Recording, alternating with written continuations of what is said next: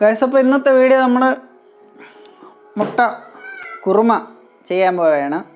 അപ്പോൾ നമുക്ക് കുറച്ച് തേങ്ങ അരച്ചത്, ഒരു അരമുറി തേങ്ങ നന്നായിട്ട് അരച്ചെടുത്തത്, ഒരു സവാളയുടെ പകുതി വഴറ്റിയെടുക്കാൻ വേണ്ടി നമ്മൾ മാറ്റി വെച്ചിട്ടുണ്ട്.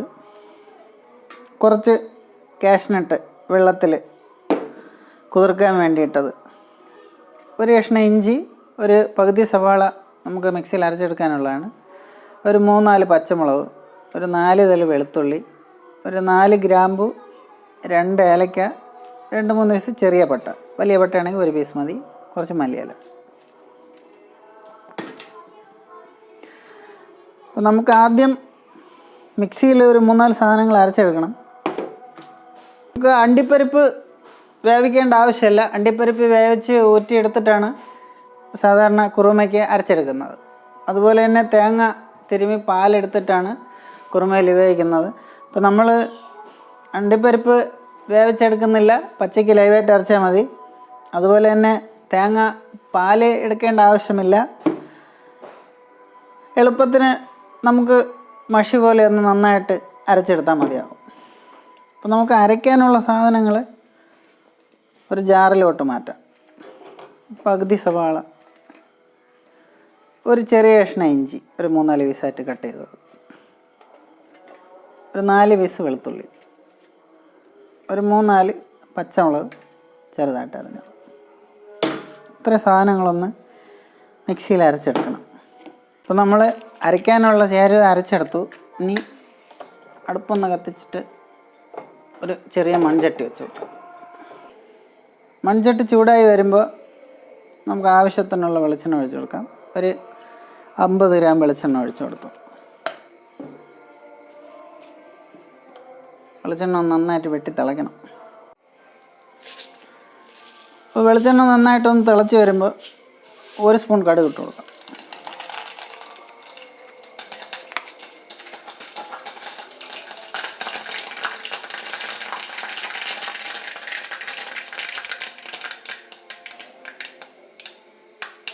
അതിൻ്റെ കൂടെ ഒരു 2 തണ്ട് കറിവേപ്പില,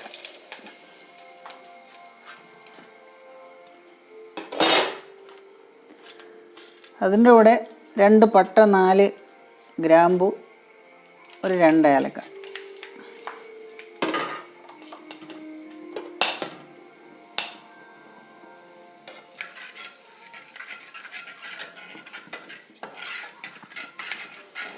ഏലക്കയും പട്ടയും ഗ്രാമ്പും ഒക്കെ ഒന്ന് നമ്മൾ മാറ്റി വെച്ച ഒരു സവാളയുടെ പകുതി, ഒരു സവാളയാണ് നമ്മളെടുത്തത്, അതിൻ്റെ പകുതി നമ്മൾ മിക്സിയിൽ അരച്ചെടുത്തു, പകുതി എണ്ണയിൽ വഴറ്റിയെടുക്കാൻ വേണ്ടി എടുത്തു. സവാള ഇട്ട് നന്നായിട്ടൊന്ന് മൂത്ത് വരുമ്പോഴത്തേക്കും നമുക്ക് പൊടികളൊന്ന് ഇട്ട് കൊടുക്കാം. ഒരു 1/4 സ്പൂൺ മഞ്ഞൾപ്പൊടി,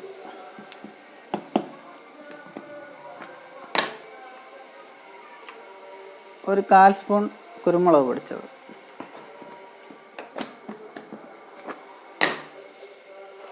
പെരിഞ്ജീരകം പൊടിച്ചത് 1/4 സ്പൂൺ,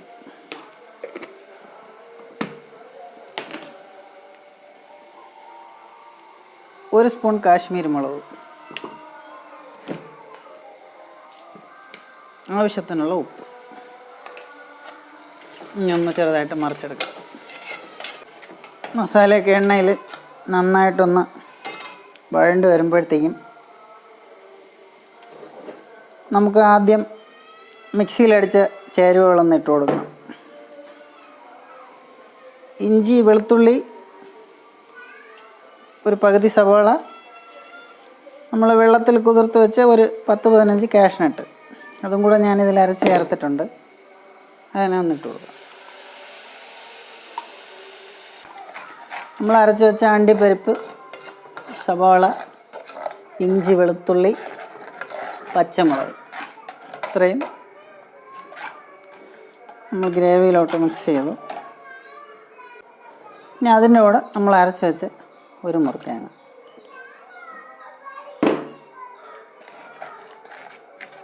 ചെറിയ ഫ്ലെയിമിലാണ് ഞാൻ മസാലയൊക്കെ വഴറ്റിയത്. അപ്പോൾ ഇനി ഇതൊന്ന് തിളയ്ക്കണം. അതിന് വേണ്ടി ഞാൻ ഫ്ലെയിം ഒന്ന് കൂട്ടി വെച്ചു.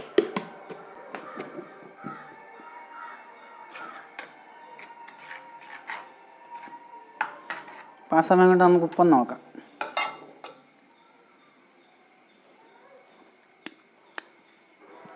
ഉപ്പ് കുറവുണ്ട്, കുറച്ച് ഉപ്പും കൂടെ ഇട്ട് കൊടുക്കാം.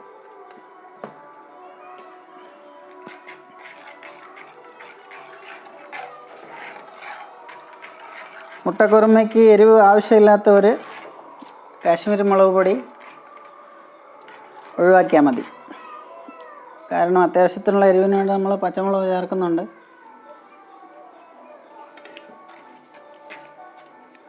അതുകൊണ്ട് വലിയ എരിവ് ആവശ്യമില്ലാത്തവർ കാശ്മീരി മുളക് പൊടി ഒഴിവാക്കിയിട്ട് പച്ചമുളകിൻ്റെ എരിവ് മാത്രം മതിയാവും. അപ്പോൾ ഇത്രയും നിറം ഉണ്ടാവില്ല, വെളുത്ത നിറമായിരിക്കും കുറുമ. അപ്പോൾ എല്ലാവർക്കും അത് ഇഷ്ടപ്പെടില്ല. അതുകൊണ്ടാണ് 1 സ്പൂൺ കാശ്മീരി മുളക് പൊടി ചേർത്തത്.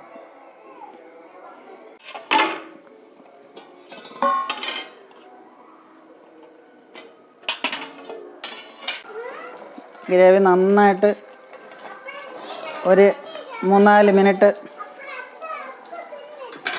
തിളച്ചതിന് ശേഷം 1 സ്പൂൺ ചിക്കൻ മസാല,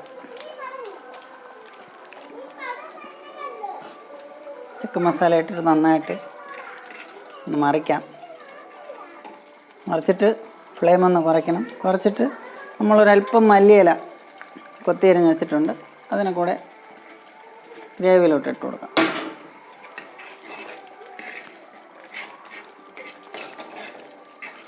ഇതിൽ മല്ലിയിലയ്ക്ക് പകരം കസ്തൂരി മേത്തിയാണ് ഉപയോഗിക്കുന്നത്.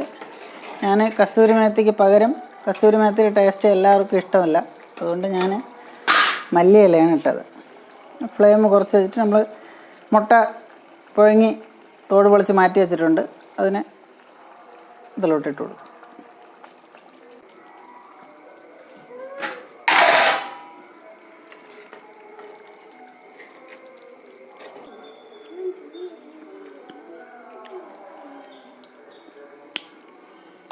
ആവശ്യത്തിന് ഉപ്പുണ്ട്, മല്ലിയിലിടാം, ചിക്കൻ മസാല ഇടാം. ചിക്കൻ മസാലയുടെ എല്ലാം നല്ല ചുവയുണ്ട്. അപ്പോൾ ഇതുപോലെ എളുപ്പത്തിന് നമുക്ക് മുട്ടക്കുറുമ റെഡിയാക്കാൻ പറ്റും. ആദ്യമേ ഞാൻ പറഞ്ഞു, നമ്മൾ തേങ്ങാപ്പാൽ അതുപോലെ അണ്ടിപ്പരിപ്പ് വേവിച്ച് അരച്ചെടുത്തിട്ടാണ് സാധാരണ കുറുമ ചെയ്യുന്നത്. അപ്പോൾ നമ്മൾ എളുപ്പത്തിന് അത് രണ്ടും ഒഴിവാക്കിയിട്ട് തേങ്ങ അരച്ചു ലൈവായിട്ട് നമ്മൾ കാഷ്നട്ട് അരച്ചെടുത്ത് ചേർത്തു. അപ്പോൾ മുട്ടക്കുറുമ റെഡിയായി. ഈ റെസിപ്പി ചെയ്യാൻ താല്പര്യമുള്ളവർ, ഇതുപോലെ പെട്ടെന്ന് കുറുമ വയ്ക്കണമെന്ന് ആഗ്രഹമുള്ളവർ ഇതൊന്ന് ചെയ്ത് നോക്കുക.